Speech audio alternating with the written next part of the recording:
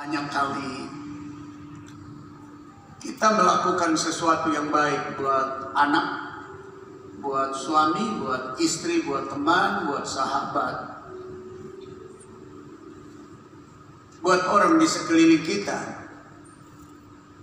Tapi tidak selalu yang kita buat itu diingat orang. Lebih gampang, mudah lupanya daripada ingat apa yang kita pernah lakukan bagi mereka.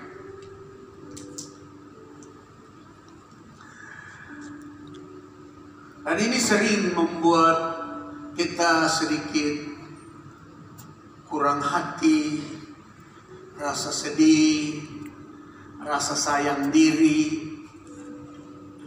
Lalu muncul kalimat-kalimat yang begini, kenapa ya saya kok buat baik sama dia, kok dia tidak tahu berterima kasih kepada saya yang berbuat baik begitu. Malah kadang-kadang dia gosip sama saya, kadang-kadang dia mencerca saya, kadang-kadang dia menghina saya. Lalu kita yang pernah berbuat baik itu berpikir, kenapa begitu?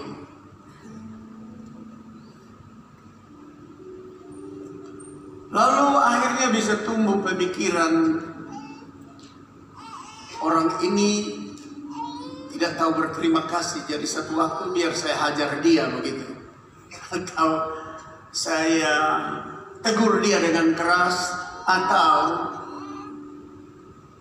saya buat sesuatu yang membalas dia dengan cara yang kalau bisa dia sadar bahwa saya pernah berbuat baik kepada dia, tapi dia lupa.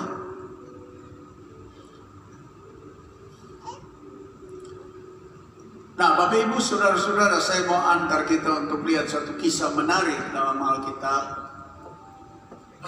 tentang seorang yang dilupakan sama sekali. Dengan berbagai upaya dia dilupakan dan dia tidak dihargai, padahal dia melakukan banyak hal baik buat saudara-saudaranya, yaitu Yusuf.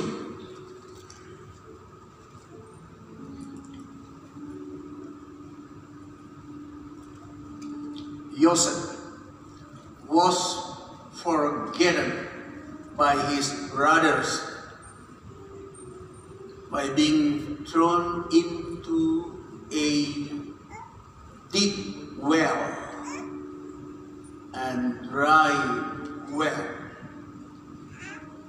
Yusuf dilupakan oleh saudara-saudaranya dengan cara dibuang ke dalam sumur kering atau lubang yang dalam. Padahal pekerjaan Yusuf selalu disuruh oleh papanya, oleh ayahnya untuk melihat saudara-saudaranya yang sedang menggembalakan domba di padang yang jauh dari rumah.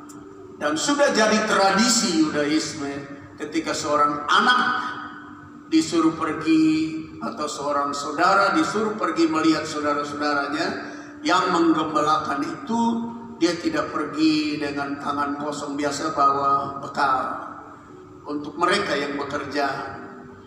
Dan dalam konteks ini diceritakan sepertinya baru satu kali, tapi itu kebiasaan yang dilakukan oleh Yusuf, yang disuruh oleh ayahnya supaya pergi lihat saudara-saudaranya. Berarti dia melakukan pekerjaan yang penuh jasa, mengantar makanan, pergi lihat kalau mereka sakit, barangkali akan dibawa pulang untuk dirawat, atau dia sendiri mengurus saudara-saudaranya yang ada di padang penggembalaan itu. Jadi dia melakukan yang baik. Tapi apa yang terjadi bagi dia dalam Kejadian pasal 37 ayat 23, baru saja Yusuf sampai kepada saudara-saudaranya, mereka pun menanggalkan jubah Yusuf jubah maha indah yang dipakainya itu, dan mereka membawa dia dan melemparkan dia ke dalam sumur. Sumur itu kosong, tidak berair. Nah, Bapak Ibu, saudara-saudara, kalau lihat tindakan saudara-saudara Yusuf, ini adalah sebuah tindakan yang tidak ingat bahwa Yusuf melakukan sesuatu yang baik bagi mereka. Dia mengantar makanan, dia pergi lihat mereka kalau mereka sakit di padang sedang menggembalakan, bagaimana urus mereka. Atau mungkin kalau dia dengan keledai bawa pulang saudaranya yang sakit. Atau kalau dia bawa obat, dia bisa merawat saudaranya. Tapi Anda lihat kebaikannya itu, mereka lupa semuanya. Maka itu subtema kita ini dilupakan berulang kali. Nanti kita lihat bahwa benar-benar Yusuf itu dilupakan berulang kali, sekalipun ia telah melakukan yang terbaik bagi saudara-saudaranya. Jadi pertama yang dilupakan adalah semua kebaikan itu tidak diingat, lalu mereka buang dia ke dalam perigi. Tujuannya apa? Supaya mati dan mereka tidak perlu ingat sama dia lagi. Lalu yang kedua, ini sangat mengerikan karena mereka ingin untuk melupakannya dengan melenyapkannya dan hilang dari peredaran.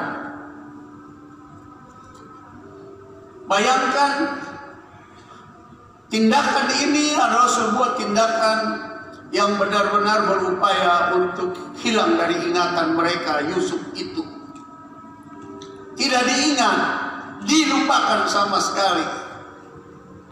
Jadi kalau tinggal di dalam perigi, dia mati masih ada tulang-tulang di situ.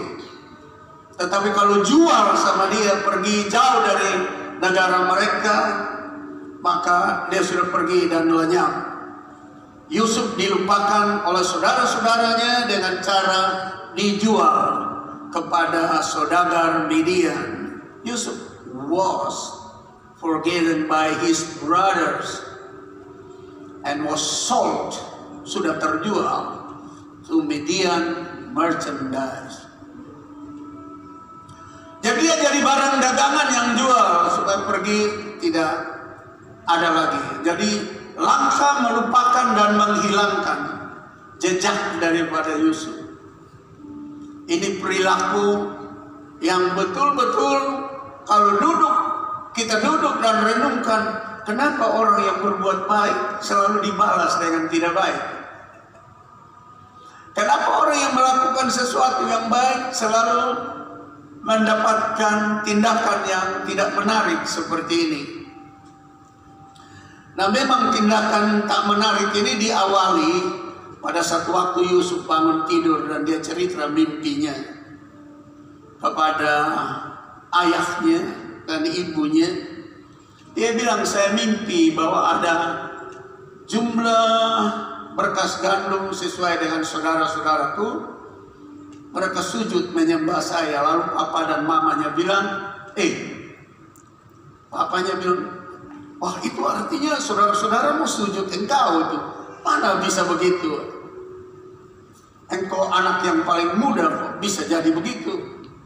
Lalu satu waktu lagi dia cerita, bulan dan matahari sujud kepada dia, bintang-bintang, bintang-bintang bicara tentang saudara-saudaramu sujud kepadamu. Masa papa dan mama pun sujud kepadamu?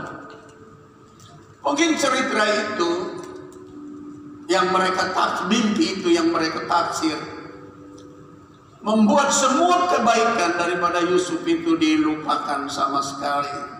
Dan kita lihat pasal 37 ayat yang ke-28, ketika ada saudagar-saudagar Midian lewat, Yusuf diangkat ke atas dari dalam sumur itu, kemudian dijual kepada orang Ismail itu dengan harga 20 sikal perak. Lalu Yusuf dibawa mereka ke Mesir. Diangkat untuk dijual adalah upaya untuk menghilangkan jejak daripada Yusuf. Dan berikut tindakan jual dengan harga di bawah harga pasar. Sebab harga pasar pada budaya Yudaisme, seorang budak harus dijual 30 keping perak. Tapi Yusuf dijual 20 keping perak di bawah harga. Artinya apa? Anda lihat kebaikan Yusuf itu benar-benar diupayakan untuk hilang, lenyap, dan tidak perlu diingat dan direndahkan. Saya berharap bahwa di dalam kehidupan saudara, pernah saudara berbuat baik kepada seseorang dan dia lupa perbuatan baik saudara. Dan kalau itu terjadi, pada sore hari ini belajar dari Yusuf, apa yang kita harus buat, apa yang kita harus kerjakan. Kadang-kadang kita sudah bantu orang, kadang-kadang kita sudah menolong orang, kadang-kadang kita sudah membimbing orang, kadang-kadang kita sudah mengantar orang kepada jalan yang baik. Tapi lain kali dia lupa semuanya. Dan saat tertentu lupa itu disusul dengan tindakan-tindakan yang sepertinya menghilangkan itu semua yang baik. Saudara bisa lihat ini tindakan yang benar-benar langkah-langkah yang dibuat untuk kalau bisa Yusuf hilang dari peredaran. Kalau bisa Yusuf itu betul-betul yang berbuat baik itu diturunkan martabatnya, harganya sampai harga normal 30 keping perak dia dijual 20 keping perak. Kemudian dijual kepada orang Ismail itu dengan harga 20 keping perak, sikal perak. Betul-betul orang yang menerima perbuatan baik ini punya keinginan buruk.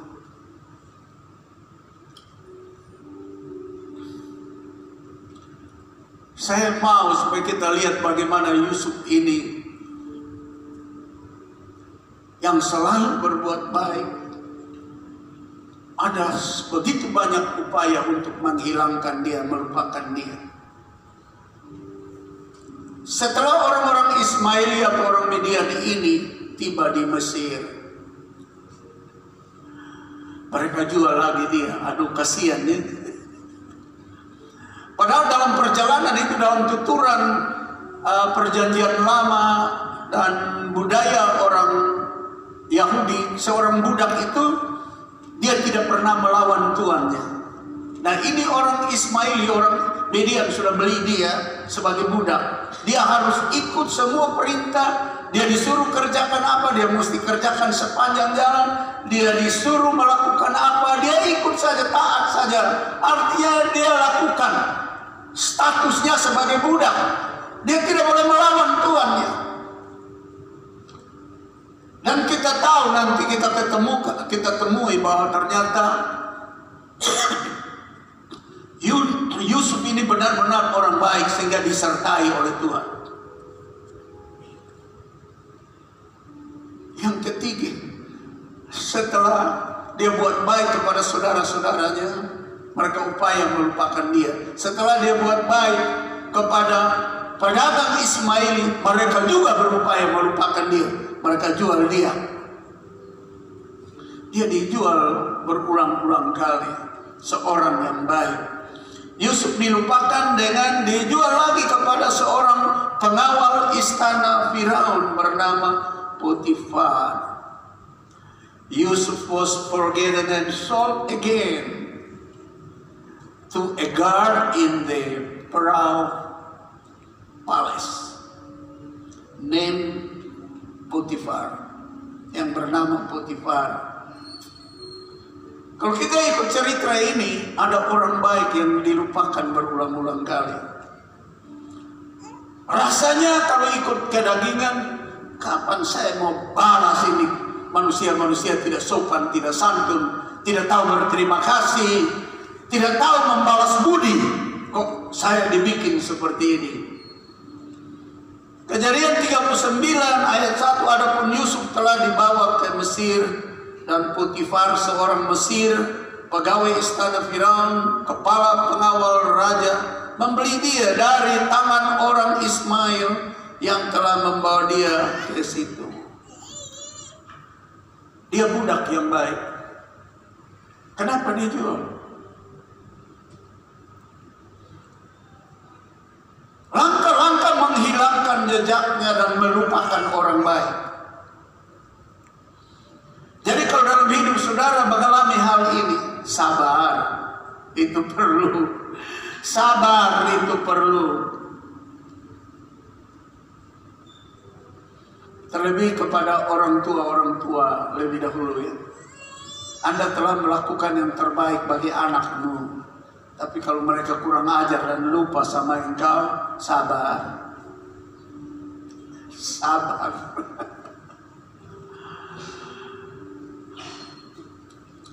Saya masih ingat satu kali kami rapat majelis pusat di Jakarta. Lalu kami bercerita di kalangan para pendeta. Lalu satu pendeta senior omong sama saya. Dia bilang, Pak John, Anda mesti siap dilupakan. Wih, saya terkejut. Padahal harapan saya itu, saya harap orang ingat sama saya. Tapi dia bilang, Anda harus siap dilupakan. Saya bilang, kenapa Bapak omong begitu? Dia bilang, saya kasih contoh ya, saya pun diri ya. Saya sudah baptis berapa ribu orang, tapi di antara ribuan orang itu mungkin ada 1-2 saja yang pernah telepon bilang, terima kasih Bapak, saya sudah dibaptis, sekarang saya jadi orang yang diberkati. 99% lupa. Lalu dia bilang, bagaimana Pak Pendeta John? Saya diam, saya tidak berani jawab. Lalu dia bilang lagi, saya sudah memberkati pasangan nikah cukup banyak. Dan mereka berhasil menjadi manusia, menjadi orang yang luar biasa, cukup hebat. Mereka tidak pernah telepon saya satu kali pun bilang terima kasih karena engkau memberkati rumah tangga kami dan hidup kami sudah nyaman, enak dan diberkati. Tidak ada. Lalu dia teruskan ceritanya. Berapa banyak orang yang putus asa mau bunuh diri dan saya coba doakan dan bimbing dia. Dan akhirnya dia keluar dari keadaan kematian dan maut dan bencana itu. Dan sekarang dia menjadi pejabat. Tidak pernah telepon saya. Maka itu saya bilang kepada Pak Pendeta. Dia bilang, Pak Pendeta John, siap kok dilupakan. Karena saya pendeta senior, sudah siap dilupakan karena realita.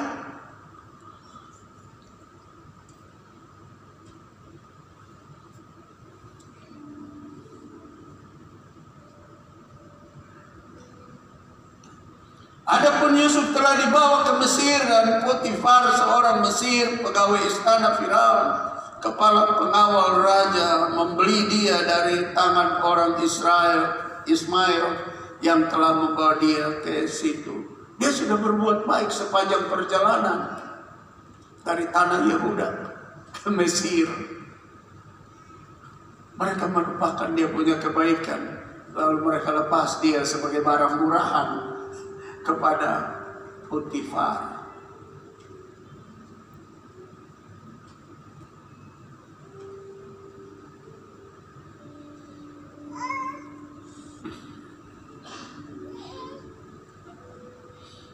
Setelah di rumah Potifar, dilupakan lagi.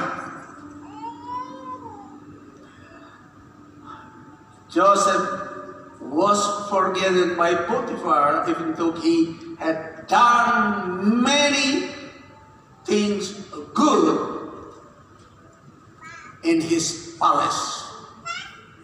Dia sudah lakukan banyak hal yang baik di dalam istana, dalam rumah dari Potifar. Yusuf dilupakan oleh Potifar sekalipun telah banyak berjasa dalam mengurus dan mengatur rumah tangganya dan usahanya. Mari kita lihat, orang baik selalu Dan sering orang lupa apa yang dikerjakan. Kejadian 39 ayat 5. Sejak ia memberikan kuasa dalam rumahnya dan atas segala miliknya kepada Yusuf, yaitu Firaun, Potifar, kepada Yusuf dia berikan kuasa. Tuhan memberkati rumah orang Mesir itu karena Yusuf. Berarti Yusuf orang baik, ya. Sehingga berkat Tuhan ada atas segala miliknya, baik yang di rumah maupun yang di ladang. Segala miliknya diserahkannya pada kekuasaan Yusuf. Dan dengan bantuan Yusuf ia tidak usah lagi mengatur apapun selain dari makanannya sendiri. Adapun Yusuf itu manis sikapnya. Alkitab bicara bahwa Yusuf bukan orang tidak baik, dia orang baik. Dan elok parasnya.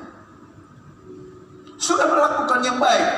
Di tengah keluarga, saudara-saudaranya dia melakukan yang baik. Mereka melupakan dia, buang dia di dalam perigi. Berupaya untuk melupakan dan menghilangkan peredaran dan jejaknya, jual dia ke tangan orang Midian, orang Ismaili. Dan sepanjang perjalanan dari tanah Yehuda ke Mesir, dia melakukan yang terbaik karena dia orangnya manis budi. Dia taat, orang yang baik. Sepanjang perjalanan dia punya posisi budak, pasti dia menjadi budak yang baik karena dia perilakunya baik. Tapi orang Ismaili jual lagi, lupakan dia berulang-ulang kali. Dan setelah ia ada di rumah Potifar, dia dipercayai. Tapi kita tahu cerita ini, istri Potifar melihat manisnya, perilakunya yang baik, si istri Potifar mulai menggodanya, membujuknya untuk bercambul atau berbuat zina, dan dia menolak. Lalu mari kita lihat ketika Potifar pulang dari kantornya, lalu diceritakan oleh istri yang penuh dengan nafsu seksual itu, yang ingin bercabul dengan Yusuf, dan Yusuf menghindari perbuatan jahat itu karena dia takut Tuhan. Dia tahu Tuhan menyertai dia. Dia punya perilaku manis, takut Tuhan, hormat Tuhan. Kita dengar, baru saja didengar oleh tuannya perkataan yang diceritakan istrinya kepadanya. Begini, begitulah aku diperlakukan oleh hambamu itu. Maka bangkitlah amarahnya, lalu Yusuf ditangkap oleh tuannya dan dimasukkan ke dalam penjara, tempat tahanan raja dikurung. Demikianlah Yusuf dipenjarakan di sana. Seluruh kebaikan Yusuf dilupakan karena mulut dusta dari seorang istri yang suka bercabul, yang suka berzina, yang suka selingkuh. Potifar langsung lupa kebaikan daripada Yusuf. Kebaikannya luar biasa, sampai kerbau, sapi, domba, kambing di ladang diberkati, dalam rumahnya diberkati, usahanya diberkati, bisnisnya diberkati, semua diberkati. Lupa.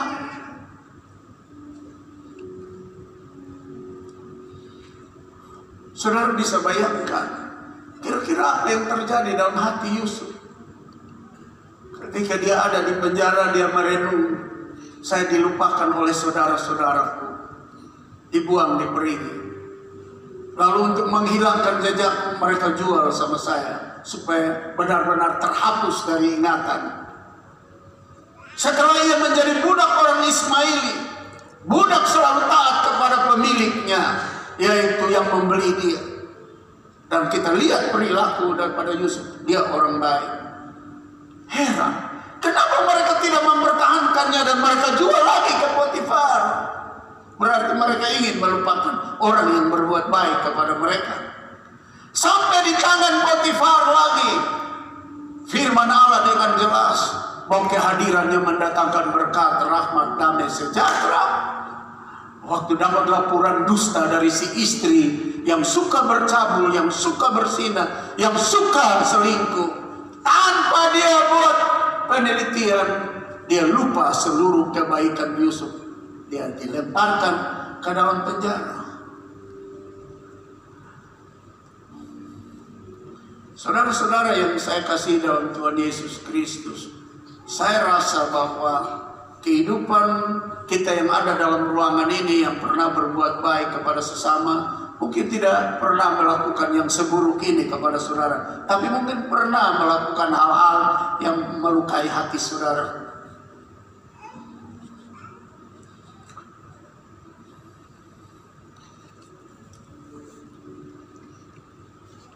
Orang baik sama seperti emas murni. Engkau mau lempar dia di dalam lumpur, didapatkan tetap emas. Engkau mau hina sama dia, engkau mau hilangkan sama dia, engkau mau kubur dia dalam tanah, tetap dia emas. Ada amin. Berikan dulu sanjungan terbaik bagi. Sampai dilemparkan ke dalam penjara untuk supaya hilang jejaknya, tetap dia emas. Kesukaran dan penderitaan semacam apapun, kalau kita tidak berupaya balas jahat dengan jahat, seperti yang Yesus bilang, jangan balas jahat dengan jahat, Kalau orang tampar, kalau pukul pakai ini di pipi yang mana? Di kiri ya, pasti kena pipi kiri ya. Berikan pipi yang sebelah lagi, sebelah sini. Berarti dia pukul pakai apa? Dia begini kan, dia begini. Atau dia putar dari belakang baru dia pak, begitu. Jangan bilang kalau tampar pipi yang satu, berikan pipi yang lain. Jangan balas jahat dengan kejahatan. Sebab ketika kita berupaya membalas, Tuhan lipat tangan dan tidak urusan Tuhan punya balasan terhadap orang itu. Tapi kalau kita lipat tangan, Tuhan memberkati kita. Ada amin. Itu tujuan terbaik bagi Tuhan. Jadi kalau kita mengalami masalah pergumulan sampai dibuat serumit Yusuf ini, tapi kita belum kan.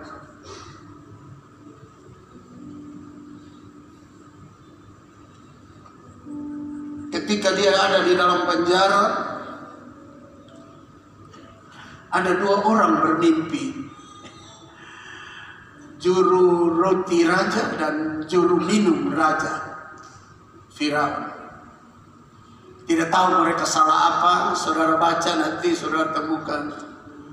Dua-dua ada di penjara, dan waktu Yusuf masuk di dalam penjara itu, satu waktu dua-duanya duduk murung.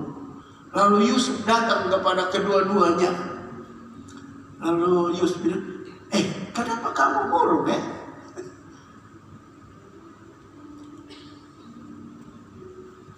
Why your face changed like this? Kenapa wajahmu berubah seperti ini? Lalu dua-duanya bercerita. Juru roti cerita bilang begini, saya mimpi begini. Saya bawa roti tapi dimakan burung. Lalu Yusuf bilang, lo akan dibunuh, lo akan digantung, lo tidak bisa kembali lagi jadi pelayan yang melayani roti makanan buat Firaun. Yang satu bilang, saya mau buah anggur dan di dalamnya ada banyak buah anggur yang terbaik. Lalu dia bilang, kamu akan kembali, tidak mati kamu akan kembali melayani raja dengan membawa minuman raja. Dan itu terjadi. Beberapa hari kemudian juru roti dihukum mati. Lalu juru minum dibebaskan, ditempatkan kembali kepada pekerjaannya pelayan minuman bagi raja. Lalu berjalannya waktu, Firaun bermimpi ada 7 rumpun padi yang bernas dan 7 rumpun yang kerus, yang tidak ada isinya, yang tidak ada isi. Menelan yang bernas ini, tapi tetap tidak ada isi, kerus, tetap layu. Lalu ada 7 ekor lembu yang gemuk dan ada 7 yang kerus. Yang kerus menelan, yang gemuk tetap kerus. Lalu dia panggil di istana itu semua juru tafsir. Datang coba tafsir mimpi itu, dan tidak ada satupun juga yang bisa menafsirnya. Lalu juru minum berkata kepada raja, "Tuanku raja, saya lupa seorang yang terbaik di penjara, yang pernah menafsir mimpi kami dan benar itu semua. Namanya Yusuf." Lalu Firaun panggil dia. Cerita singkatnya, Yusuf mandi, bersihkan diri, tukar pakaian bui atau pakaian penjara dengan pakaian yang layak, cukur rambut, cukur kumis, barangkali begitu, lalu rapi-rapi diri, lalu dibawa ke istana Firaun. Lalu sampai di istana Firaun, Firaun bilang, "Kamu bisa ceritakan arti dari mimpi saya ini?" Lalu Yusuf bilang, "Saya tidak bisa, tapi Tuhanku bisa. Saya tidak dapat, tapi Tuhanku dapat menuturkannya." Lalu dia bertutur cerita bahwa 7 mayam gandum yang tidak bernas menelan 7 berkas gandum yang bernas itu adalah 7 tahun kesukaran dan ada 7 tahun kelimpahan. Dan akan negeri ini melewati masa 7 tahun kelimpahan tuaian, dan nanti datang 7 tahun masa kelaparan. Sama juga bahwa 7 lembu tambun itu adalah sama ceritanya, 7 masa kelimpahan, dan nanti akan datang 7 masa kesukaran. Sehingga sebagaimana lembu yang kerus itu menelan yang gemuk, demikian nanti masa kesukaran datang itu menghilangkan semua masa kelimpahan itu.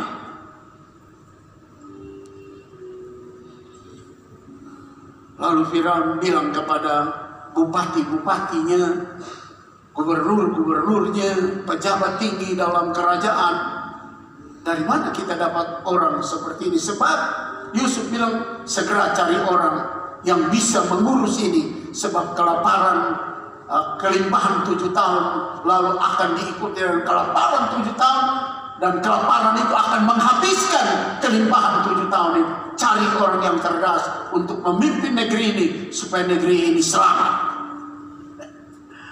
Lalu Firaun ngomong kepada semua bupati, gubernur, pejabat tinggi kerajaan, "Dapat di mana dapat orang semacam Yusuf? Dia pantas kita angkat jadi perdana menteri untuk urus ini semua." Lalu dia diangkat jadi perdana menteri. Dari penjara keluar jadi perdana menteri. Kita dengar dan kita ikuti ceritanya. Kejadian 39 ayat 21. Tetapi Tuhan menyertai Yusuf dan melimpahkan kasih setianya kepadanya, dan membuat Yusuf kesayangan bagi kepala penjara itu. Sebab itu kepala penjara mempercayakan semua tahanan dalam penjara itu kepada Yusuf, dan segala pekerjaan yang harus dilakukan di situ dialah yang mengurusnya, dan kepala penjara itu tidak mencampuri segala yang telah dipercayakan kepada Yusuf, karena Tuhan menyertai dia, dan apa yang dikerjakannya dibuatnya Tuhan berhasil. Mari kita lihat kebenaran. Bagaimanapun orang menyusahkan kita, bagaimanapun orang berupaya melupakan kita, bagaimanapun orang berusaha menghilangkan kebaikan kita, bagaimanapun cara orang untuk membuat kita tidak lagi diperhitungkan, tapi kalau Allah menyertai kita di lembah kekelaman sekalipun, Dialah gembala yang terbaik menyertai kita, seperti menyertai Yusuf di dalam penjara, di dalam lembah kekelaman.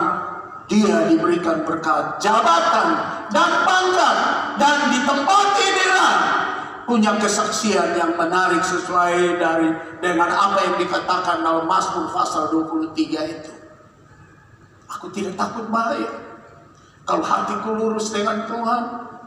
Kalau hatiku melekat pada Tuhan, tidak ada keinginan membalas jahat dengan jahat. Selalu ada promosi, selalu ada pemihakan Tuhan. Luar biasa, di dalam penjara dia menjadi orang mendatangkan berkat.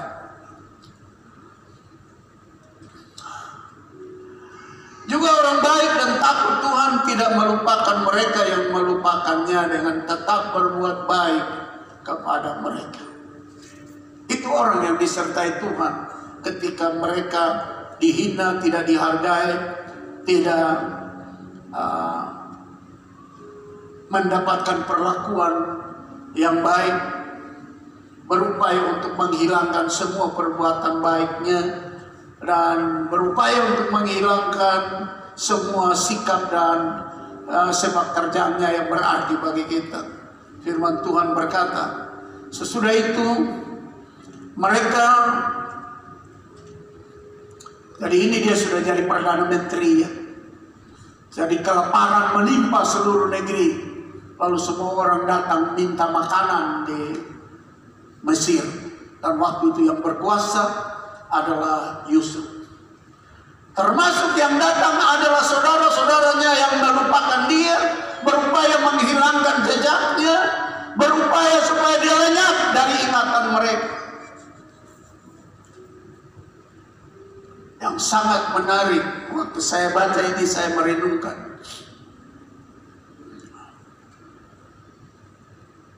Waktu saudara-saudaranya datang ke Mesir untuk beli makanan, saya ambil cerita singkatnya. Kejadian 43 ayat 25. Sesudah itu mereka menyiapkan persembahannya, saudara-saudaranya yang datang dari tanah Kanaan mau beli makanan di zaman kelaparan itu. Mereka datang dengan membawa persembahan dan uang untuk membeli. Nanti kita lihat atau kita baca, kita temukan bagaimana Yusuf yang harus dilupakan, harus dilenyapkan, harus dihilangkan itu bertindak dan berbuat terhadap orang yang ingin melenyapkan, menghilangkan, melupakan dia. Sesudah itu mereka menyiapkan persembahannya, yaitu saudara-saudaranya menantikan Yusuf, karena Yusuf janji kepada mereka mau ketemu. Datang pada waktu tengah hari, sebab mereka telah mendengar bahwa mereka akan makan di situ. Ini orang yang dilupakan ini, orang yang dijual ini, orang yang saudara-saudaranya ingin untuk hilang dari ingatan mereka. Waktu Yusuf tahu itu saudara-saudaranya tidak tahu bahwa itu Yusuf yang jadi Perdana Menteri. Dia bilang kepada pegawainya, siap makan untuk mereka makan.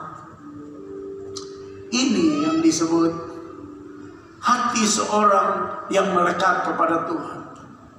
Sekalipun musuh, sekalipun orang yang telah berupaya melenyapkannya, bukan dia balas jahat dengan jahat, tapi dia bilang, siap makan dan kasih makan sama mereka. Kita mesti belajar ini. Kalau kita mau diberkati,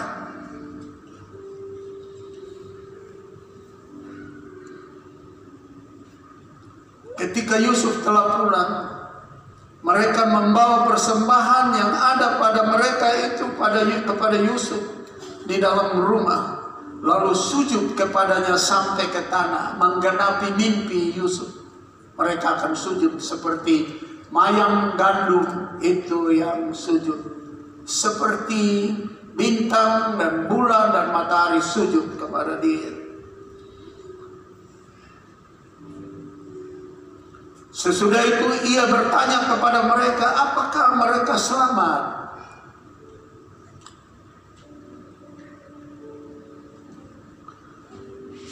pertanyaan Yusuf ini, karena ini sudah berapa kali mereka datang ini. Yusuf kan bisa pakai, dia punya prajurit, dia punya pengawal. Waktu mereka pulang, kali pertama datang beli gandum, bunuh mereka di jalan. Malas, mereka mau berusaha lenyapkan saya, lenyapkan mereka di jalan. Itu sebabnya Yusuf tanya, kamu selamat kah? Kamu tidak dapat pembalasan kah? Lagi katanya, apakah ayahmu yang tua yang kamu sebutkan itu selamat? Masihkah hidupkah ia? Jawab mereka, hambamu ini ayah kami ada selamat, ia masih hidup. Sesudah itu berlututlah mereka dan sujud. Kembali menggenapi mimpi Yusuf. Bulan, matahari dan bintang, papa, mama dan saudara-saudara bintang-bintang mewakili. Itu sujud.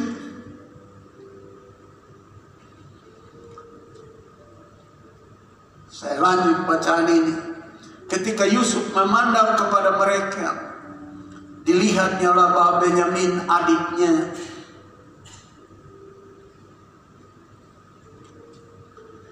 Yang seibu dengan dia, lalu katanya, inikah adikmu yang bungsu itu yang telah kamu sebut-sebut kepadaku?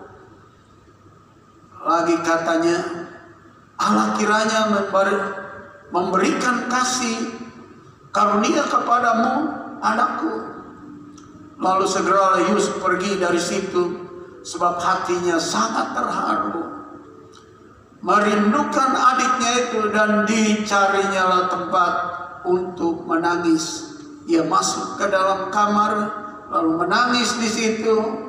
Sesudah itu dibasuhnya lah mukanya dan ia tampil keluar. Ia menahan hatinya dan berkata, hidangkanlah makanan.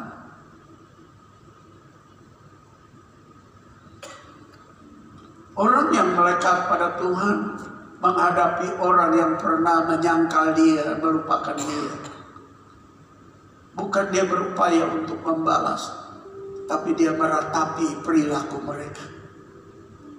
Dia menangisi perilaku mereka.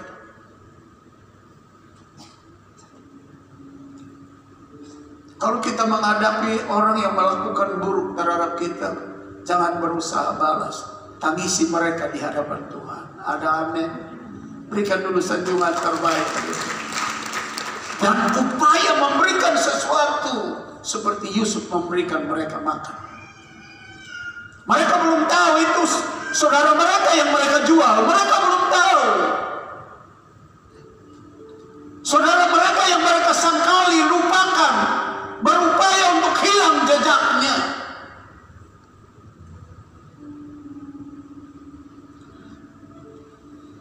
Ayat 32 dari Kejadian 43. Lalu dihidangkanlah makanan bagi Yusuf tersendiri, bagi saudara-saudaranya tersendiri, dan bagi orang-orang Mesir yang bersama-sama makan dengan mereka itu tersendiri. Sebab orang Mesir tidak boleh makan bersama-sama dengan orang Ibrani, karena hal itu suatu kekejian bagi orang Mesir.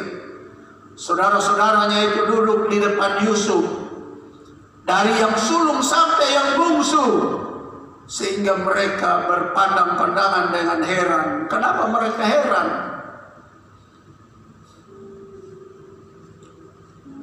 Sebab seorang perdana menteri bersedia duduk makan dengan orang yang melarat. Karena mereka melarat, tidak ada makanan, minuman, dan datang beli makanan di Mesir. Mereka heran. Mereka juga tidak tahu bahwa ini orang yang mereka lupakan dan berupaya hilangkan jejaknya dari kehidupan mereka.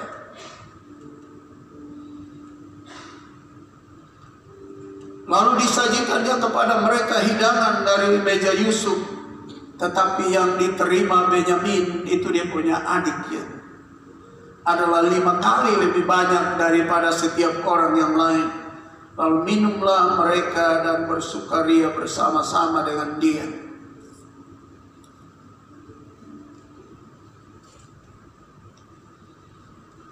Pasal 45 ayat 1. Ketika itu Yusuf tidak dapat menahan hatinya lagi di depan semua orang yang berdiri di dekatnya. Lalu berserulah ia, suruhlah keluar semua orang dari sini. Maka tidak ada seorang pun yang tinggal di situ bersama-sama Yusuf. Ketika ia memperkenalkan dirinya kepada saudara-saudaranya. Setelah itu menangislah ia keras-keras. Sehingga kedengaran kepada orang Mesir dan kepada seisi istana Firaun. Dan Yusuf berkata kepada saudara-saudaranya, aku Yusuf yang kamu upaya untuk lupakan dan hilangkan.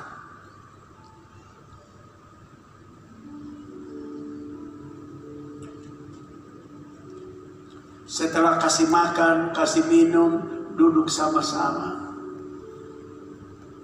Sebenarnya Yusuf ambil rutan ke Fadok Sedong begitu. Hantam sama mereka sampai kapok-kapok begitu. Tapi Yusuf bilang, I am a Joseph, your brother, where you sold, where you put in the deep well without water.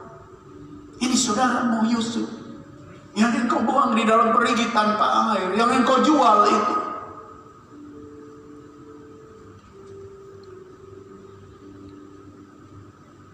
Lalu dia berkata masih hidup ke Bapa, tetapi saudara-saudaranya tidak dapat menjawab.